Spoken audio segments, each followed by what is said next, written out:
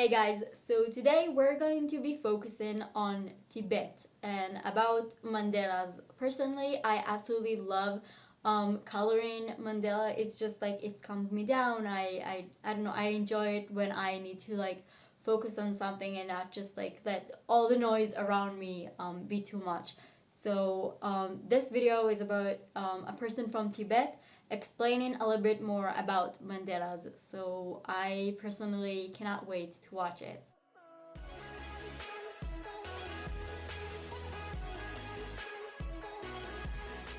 My name is Losang Samten. I'm from Tibet, born in Tibet, and then fled Tibet 1959, age of 5, and came to Nepal first, and then eventually came to India, and sort of it is grew up in India, and then eventually came to United States, and 1988, and ever since then, I've been creating a lot of ancient Tibetan sand mandalas. Of course, all the mandalas are tradition, but some of the mandalas are such all of so beautiful, but sometimes it's hard to explain for the general public who do not have that much background of Buddhist philosophy. What I'm showing to here is an image is called Wheel of Life. In our language, it's called Sipa Kolo. The Wheel of Life, which many ways are fascinating, and also me as an artist to display this art in the schools, especially in the schools, and kids can understand a lot better, and not only just intellectually understand better, but something related to in their life.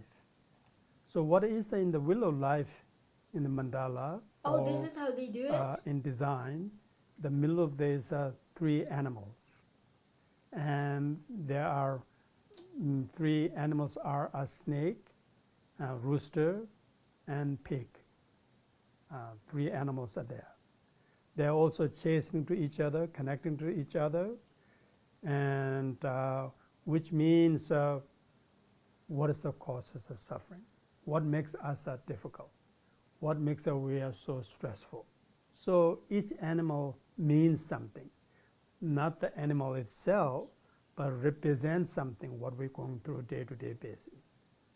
So the pig represents the ignorance, lots of due to our emotions, special negative emotions, and difficulties and frustrations, and even killing each other are due to the ignorance, not seeing the true nature of the reality.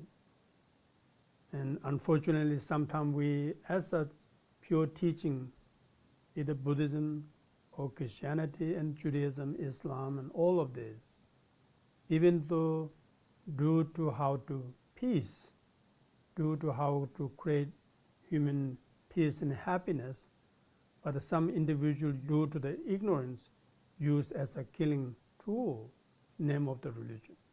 So is the pig, the animal, which in the middle symbolize the ignorance. 2 other animals are there too. The snake represents the anger, hatred. It's such a big problem in my life or anybody's life in today, in the past. Due to our relationship, due to anything, the anger is really damaging. When Buddha designed this, was original was a pig and the snake, that the rooster case, we really don't know in the original was a rooster or the pigeon. There's a little different, scholars have different interpretations. So that's why in I draw sand mandala, sometimes I draw as a rooster, sometimes I draw as a pigeon, to both of them happy. I love that. No too much conflicts. And so the pigeon represents, either pigeon or the rooster represents a greed, the greed. We've seen that today in 21st century, and so much greed and all this a problem in the modern society, damaging for the environment, damaging for many different things. It's a truly agree. So, which I said earlier in the beginning of my conversation, these are the three: the ignorance and the greed and the anger are the difficulty one. So these are the causes of the suffering. Suffering rise from nothingness. Suffering rise from due to something there previously, something happened, and because of that, it rises.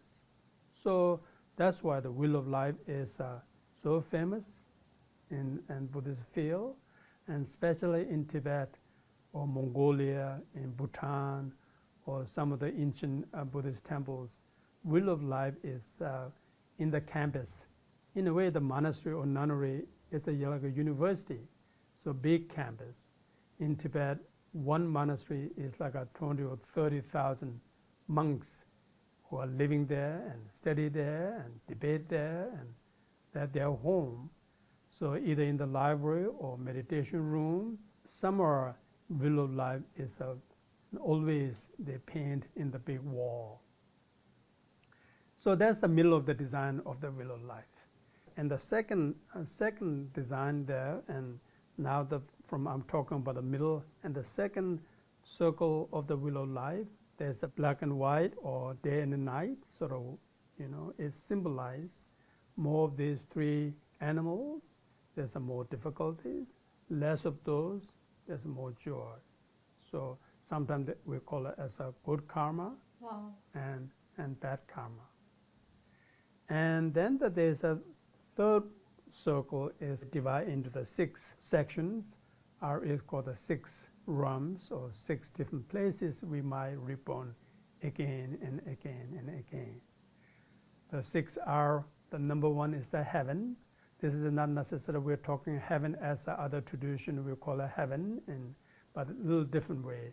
And demigods, and the human, which all are, and then animal, and then hungry ghost, and then hell realm.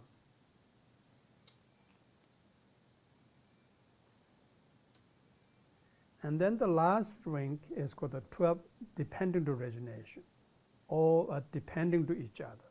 One of the most important Buddhist teachings are not only the loving kindness, compassion is so important, but plus Buddha is like a revolutionary to me. He really understood about everything is interdependent. Everything is dependent to each other, and so these are so many of these depth of teachings, and simply and explained through the art.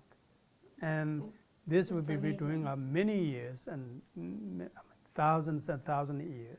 In beginning was in India, and then Buddhism came to Tibet around 7th century, and especially around 8, 9, 10, 11th century. Really, Buddhism was in Tibet was solely just sort of like a, mixed with their individuals or communities' life. And we'll be doing this a lot of wheel of life, either Thangka painting they call it, or drawing the image in the wall, but never, I'm not sure, never done by the sand, but then design is the ancient one, but the material used, the sand, is sort of like my own ideas, because I'm doing a lot of sand mandalas in the United States and Canada and many other places. And our reason is because this is such a unique painting, explains so much things what relate to our life, but anybody can understood about this design. So that's really the meaning of the wheel of life.